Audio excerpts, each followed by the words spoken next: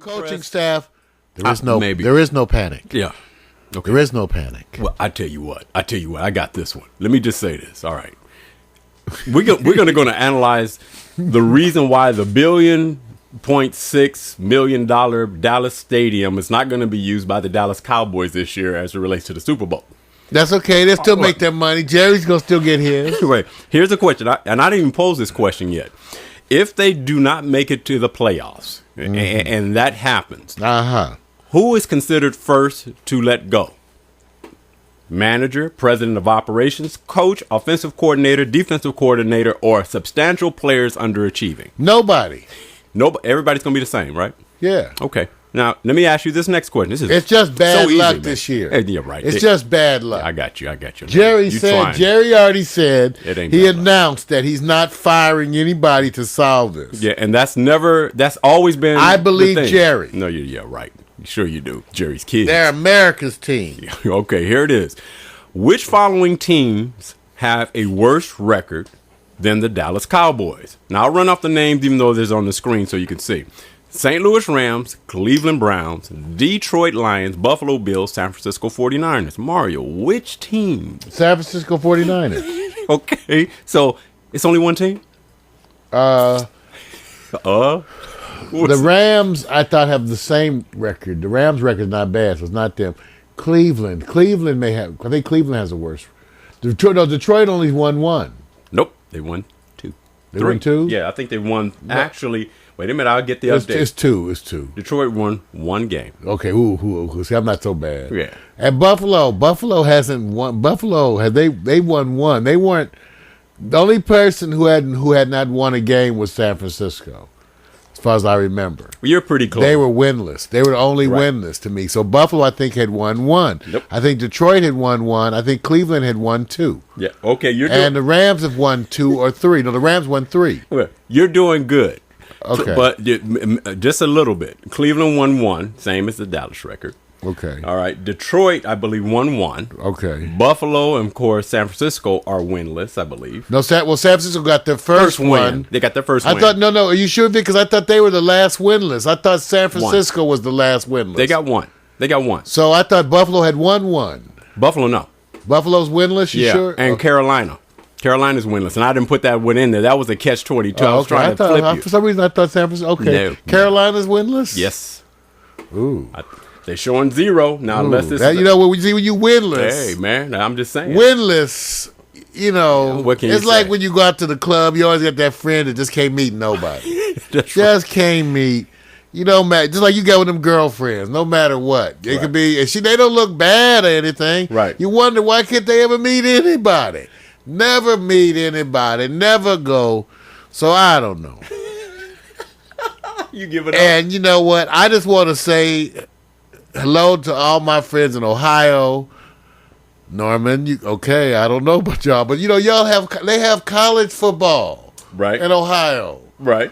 I'm just saying the pro teams, they don't have basketball. Look at their pro teams. Well, I know, but I think Cleveland. Well, look, the message was this: there's only two teams that are winless right now, and that's Buffalo and Carolina, and that the Dallas Cowboys only have a better record than those two teams. Carolina's got way better beaches. Yeah. Well, you're not helping this situation. Okay, I'm just telling you, where would you rather be for vacation, Buffalo or Carolina? We're talking about Dallas. We're talking about Dallas. Throw them in the mix. I'm still going to Carolina. You go to Carolina? What part? Hell yeah. What part? Somewhere they got beach, Vic. Okay, you got water. They got better food, I think. Okay, I got you. Well, hey, Dallas, Fort Worth, big time Fort Worth Airport, bigger than the city. Well, you know what they say is one of the most livable areas in the country. Yes, sir. But we hating on Dallas any damn way. No, we ain't hating. I am. I know you are. I'm hating on them. Okay. All they got is fajitas. Well, let's do this. You're wrong. And they owe that to the Mexicans. All I'm saying is that what's happening with Dallas is that everybody keeps doing the same thing, and they say it over and over again. What you write on paper is based on prediction, the subjective data at hand, and then you go, okay, they're the best team. I said, well, then maybe all of them are not as good as you thought. And nobody ever takes that in consideration, that these players are not as good as you thought as a collective. Individually, they may be very good performers. Collectively, something's missing. Yeah, even though I will say this, right now, at least in terms of defense, even though some are doing well statistically, there is this whole thing of no one knows how to play it anymore. I mean, I watch it too. You guys, is it just me? Maybe Black Chaos might comment too. No one knows how to tackle. They don't know how to teach it anymore. And how are you going to here you supposed to come up on some guy at full speed and then put your shoulder, how you going to leverage between hitting him with your shoulder and helmet? Right. You're going to make it so you're going to end up hitting somebody helmet to helmet. I don't know how you teach them how to tackle. It's hard. They should redesign the helmets and everything else. I told you where the helmets and the shoulder pads are fixed. Yeah. Fused each other to help prevent some of the... They got to redesign the football uniform so they all look like Iron Man. Yeah. or just get surrogates. Yeah, get surrogates. But that's what it... Because I don't know how you do it, you guys, but I think part of it is no one knows how to play defense because... How you going to teach them how to tackle? Right. They used to teach us. A lot of us played football. They taught you to put your nose on their numbers. Yeah. Put your nose on their numbers right here. But the rules now have been in such a way to take them away from doing all this impact. And I'm going, somebody's going to be flying through and trying to hit somebody on the smackdown. Although they're protecting, I think they're still doing a good job because the athleticism of these athletes, I mean, unbelievably, way better than 20, That's why you 30 can't, years which ago. is also Vic. That's why you also can't play this. I know. You didn't have guys that were 250 pounds running 4'9", 4'8". Right. So now you got huge mass bodies Right. that are all steroided out and muscular. That's what I'm hitting saying. each other with huge amounts of impact and force. And even though the equipment is improved, it ain't improved that much. But they're still doing a good job because you still, for the sake of it, see that, I mean, with the drive of steroids, enhanced training, weightlifting, all these things that they still at a certain level are performing without those massive injuries that are life-threatening. But I agree with this. Since we really don't follow and tag the athletes post-career, you really don't get the data of what happens in long-term as much. No. But no, you don't get it, but they got it. Yes. It's been studied, and they know that's why they're doing all this, because the data. What happens is the NFL knows that on the long term, Vic, they are potentially subject to suits like any employer. Right. And imagine if you just say that you're an employer putting your employees to do X number of tasks which directly affect their well-being. Right. So you ultimately could be held liable for that, and that's the issue. Yeah. No, here's my prediction. For football, it's like boxing. The sport could essentially disappear. Right. Because they're too traumatic to people. Boxing, the goal is to give the other guy a concussion. Right. You knock somebody out, that's a concussion. Right. So, my prediction is that football has to at least change. If they were to spend, $15,000 per player for armament, and fuse that helmet to the shoulder pads in a way that prevents hyperextension or hyperflexion injuries, which is either where you bend your neck, chin down real far, and then hit you, boom, bending your neck way down. Right. Or you have a hyperextension where it's this way, you bend your head way back. Right. By fusing that, in those days, you'd have these little pieces that could go around your neck. But by fusing the helmet to the shoulder pads and have it connect to the body in a different way, you then allow for more stability, and it could be lightweight using some of these plastic polymers. Same thing that goes for the knee. Imagine, you guys, they should be able to make a knee brace now using these lightweight plastics that are very movable and flexible that allow the knee to flex to just a certain point at which they become more rigid. Right. So, and the ability of the materials to have what they call a memory. Right. I mean, they flex to a certain part, and then so they should be able right now today to make super knee braces, super helmets, and Vic, you get away from that.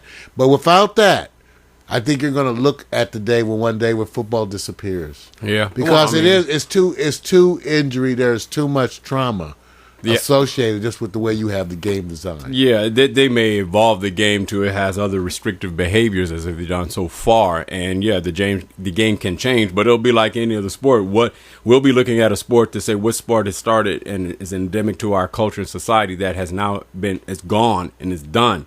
I mean, done, and you don't even have it anymore. And I thought like boxing, gladiator. I thought boxing. Yeah, boxing is going to go quickly. It's like gladiator sports. Right. You can't have a sport where your goal is to maim the other person. Right. And boxing specifically does that. Right. You know what, Vic? What if we had wonderful paintball competitions with NFL players in stadiums? That's all violent, but you know what I'm saying? A little paint on your back ain't gonna work. Well, I'm imagining if you have guys who can run and jump and dive and do acrobatics and all this kind of stuff. But but see, there's a need for violence. The reason I said that, you're gonna have. I don't know how you get out of the contact element of modern football. They're too big and too strong and too fast. How do you keep them from colliding without having that be a life-threatening thing?